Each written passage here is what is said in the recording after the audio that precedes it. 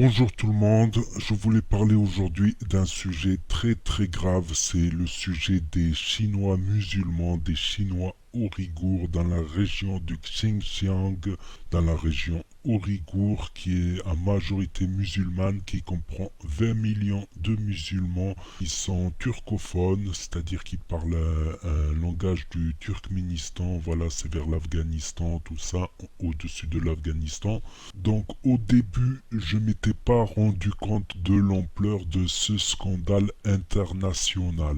Et en me renseignant un peu plus et en regardant des preuves, je suis tombé face aux vérités que je vais vous exposer. Je vais vous montrer des preuves là tout de suite par exemple des mosquées détruites avec des preuves, des cimetières musulmans détruits avec des centres d'incarcération et des centres de rééducation.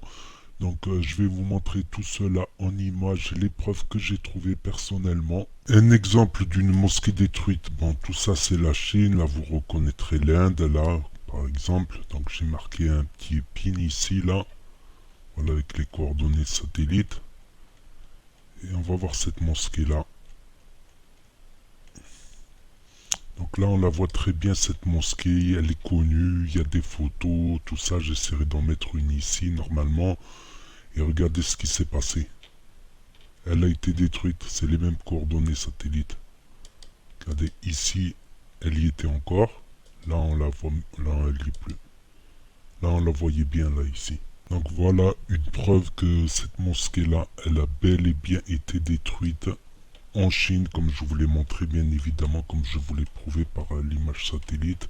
Donc voilà la photo de la mosquée, comment elle était avant, avec les minarets. Apparemment, d'après ce qu'a dit l'État chinois, ils ne voulaient plus de minarets ni de dômes. Donc ils ont détruit tous les édifices comportant des minarets et des dômes. D'après ce que j'ai compris, c'est à vérifier. C'est à vérifier avec des recherches, bien évidemment, et des preuves, toujours des preuves. Donc là, je vous montre le blog de Shaoxing. Il a répertorié tous les centres de détention et les centres de rééducation. À savoir que c'est différent, les centres, par exemple, on va regarder celui-là en premier. Voilà, les centres de détention, ils ont plutôt cette forme-là, ils sont un peu plus sécurisés.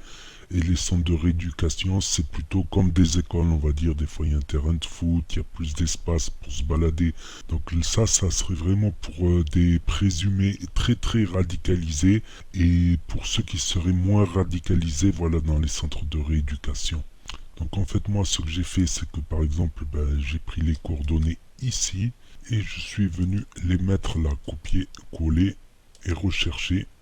Et en fait, j'ai fait ça pour quasiment tous les centres, quasiment tous les centres. Donc là, quand on voit pas bien, je mets à une autre date, par exemple. Voilà, j'utilise la date ici. Et là, on voit bien, c'est typique des centres de détention, avec des toutes petites cours de promenade minuscules comparées aux centres de détention normal. Donc là aussi, il explique bien la différence. Et là, on voit les écoles, par exemple. Voilà, les écoles de rééducation. On voit quand même là des petits miradors de chaque côté. Et ici, là, des petits miradors rouges. Là, on les voit les rouges et ceux ici sont bleus.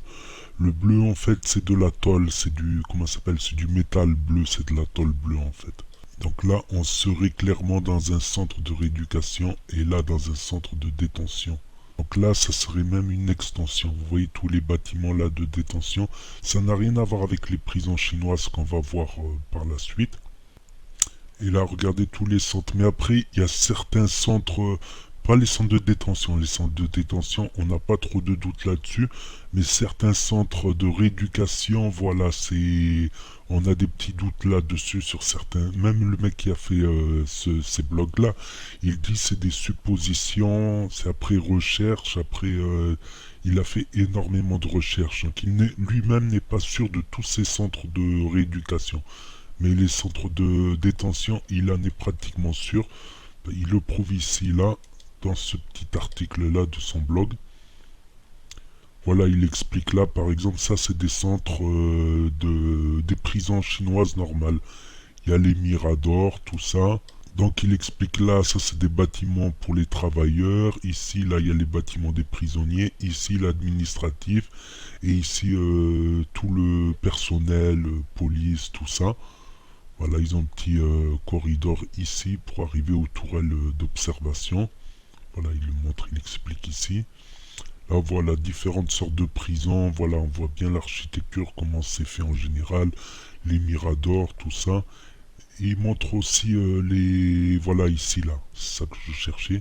Là, il y a le mur d'enceinte, on voit l'ombre, et là, on voit une petite clôture ici, une petite clôture là, une petite clôture ici, une petite clôture là. Donc il y a 5 clôtures plus une barrière. Donc les centres de détention sont beaucoup moins gardés qu'une prison.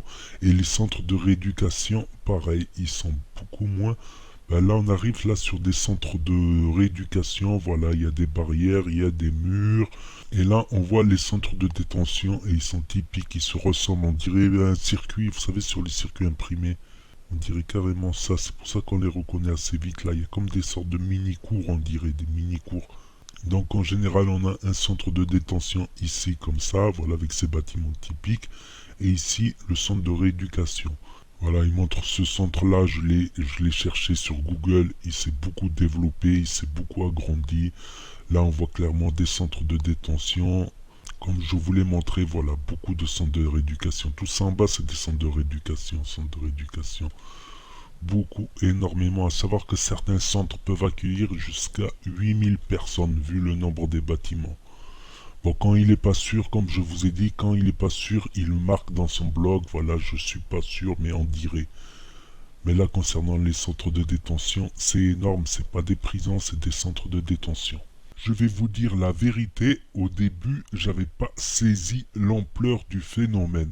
J'avais sous-estimé le phénomène. Je croyais que c'était des petits centres de déradicalisation, surtout aussi qu'il y avait pas mal de terrorisme, plusieurs attentats depuis quelques années et aussi 7000 départs vers la Syrie et l'Irak, vers Daesh ou d'autres groupes islamistes plus ou moins radicaux. Donc j'avais vraiment sous-estimé le phénomène et quand j'ai été vérifier chaque centre, les architectures, les grillages, les barbelés, plus j'ai regardé à côté des photos, voilà, je les ai pas mises parce que ça va me prendre beaucoup de temps. Donc là, j'ai vu la vérité en face, c'est que c'est un phénomène de masse et qu'il y a des dizaines de milliers, au moins des dizaines de milliers, centaines de milliers de gens incarcérés à tort à cause d'une simple suspicion. Donc en fait les Chinois ils font pas dans le détail, ils ne veulent pas prendre de risques, alors ils mettent tout le monde dans le même sac, un maximum de gens. En fait moi ce que j'ai pensé, après toutes ces images, ces vérifications, j'ai pensé qu'ils les arrêtent sur des bases de suspicion, par exemple en regardant leur historique de navigation, s'ils ont été sur des sites musulmans, tout ça, à savoir que il y avait des images qui étaient diffusées sur TF1, sur Antenne 2, des terroristes, des actes terroristes, tout ça. Ils floutaient certains visages, ils coupaient les moments les plus horribles, tout ça, juste pour argumenter, pour informer. Donc TF1, Antenne 2 seraient aussi des chaînes terroristes en fait. Donc tous les journalistes de Antenne 2 TF1, s'ils étaient en Chine, bah, ils seraient passés dans des centres de rééducation. Je pense que c'est comme ça qu'ils ont fait. On peut très bien regarder des images, ça circulait sur Facebook, Twitter ou d'autres sites, etc. Mais il y en a beaucoup qui ont été effacés. On peut regarder juste pour s'informer. Comme moi, j'ai été curieux de savoir si certains groupes, ils étaient si modérés que ça, comprenant l'arabe. J'ai été écouter leurs chansons, tout ça, leurs vidéos, pour savoir s'ils étaient vraiment si modérés, si démocratiques que ça. Donc en fait, ça a parlé même aussi de dons d'organes, voilà, qui leur ont enlevé des organes, par exemple des reins, tout ça, mais je n'ai pas trouvé des preuves dans les reportages. Donc si j'ai pas de preuves, je ne vais pas l'ouvrir. J'ai aussi entendu parler de torture, tout ça, ça c'est possible.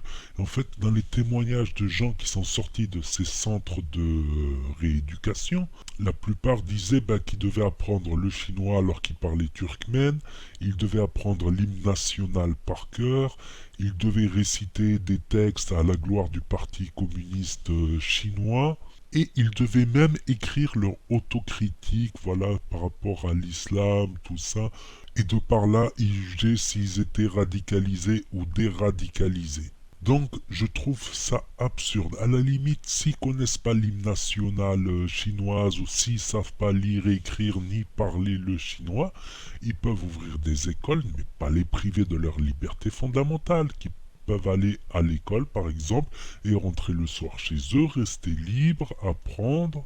Être musulman, ça ne veut pas dire être contre un parti politique. On peut très bien prier sans déranger personne, avoir ses propres convictions. La politique n'est pas obligatoire dans l'islam.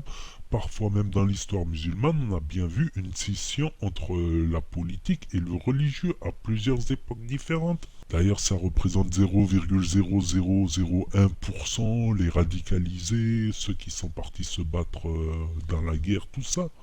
Après, j'ai entendu parler du boycott des produits chinois, c'est totalement faisable. Mais si c'est faisable que par nous, 2 millions ou 3 millions de musulmans en France, ça va pas représenter grand-chose. Ça pourrait être fait à l'ensemble des pays arabes, à savoir par exemple AliExpress, ne plus commander à AliExpress par exemple. Mais ça va être trop dur de boycotter les produits chinois. Par exemple, pratiquement tout le textile en France, 98% ou 96% est fabriqué en Chine. Vous portez peut-être des t-shirts qui sont fabriqués en Chine. Donc ça va être plus dur. Je pense que la seule solution, elle pourrait venir par exemple d'un président comme le président français, Monsieur Macron, si vous m'écoutez, si vous passez par là, ou d'un roi comme le roi du Maroc, ou par exemple de grands savants sunnites, comme par exemple au Caire en Égypte, la grande école Al-Azhar, l'école très connue, ou par d'autres écoles musulmanes, d'aller dialoguer avec l'État chinois. Le président français, ça pourrait être un très bon exemple. Il pourrait très bien témoigner qu'il y a 3 millions de musulmans et que ça représente que 0,001%. Que en France, ça se passe très bien, majoritairement ça se passe très bien, qu'il y a des très bons imams dans les mosquées. D'ailleurs, même certains imams ont même déradicalisé certains jeunes qui commençaient à être radicalisés, qui commençaient à montrer des signes de radicalisation. Le président Macron pourrait être un très bon témoin pour expliquer ça aux Chinois. Le roi du Maroc aussi combat le terrorisme et bien évidemment, je pense que ça pourrait être la principale solution, ça serait le dialogue. J'ai vu que dans certains centres de rééducation, certains sont laissés à l'abandon après quelques années. Certains ont été délaissés, mais des nouveaux ont été construits. C'est un peu chaotique tout ça. Et ça commence vraiment à faire très peur tout le monde. Les terroristes qui malheureusement salissent l'image de l'islam et salissent les musulmans à tel point que certains en font l'amalgame. Donc c'est carrément l'État chinois qui terrorise les musulmans. C'est une forme de terrorisme. Et aussi, je tiens à dire aux Chinois que c'est pas comme cela qu'on va lutter contre le terrorisme, mais c'est comme cela qu'on va développer le terrorisme au sein des Ouïghours. Je pense sincèrement que la seule solution, c'est un dialogue politique avec plusieurs chefs d'État, représentants musulmans, et aussi à créer un dialogue à long terme, c'est-à-dire surtout des savants musulmans, à dialoguer à long terme pour échanger, pour expliquer, parce qu'il faudra du temps pour certains Chinois pour qu'ils puissent comprendre l'islam et à le dissocier avec le terrorisme. Voilà, c'est ce que j'avais à dire. Et aussi, voilà, si vous voulez aider cette vidéo à gagner un peu de visibilité, n'hésitez pas à poser des commentaires et à laisser des pouces bleus et à partager cette vidéo. Voilà, et on peut débattre aussi dans les commentaires. J'essaierai d'y répondre aux commentaires dans tous les cas. Parce que là, j'ai été choqué, j'avais sous-estimé le phénomène et ça commence à m'intéresser. Si je peux envoyer une bouteille à la mer ou une goutte d'eau dans l'océan, ça sera toujours mieux que de rien faire. Voilà. Donc merci à tous et à bientôt pour les autres vidéos les amis. Allez, à bientôt.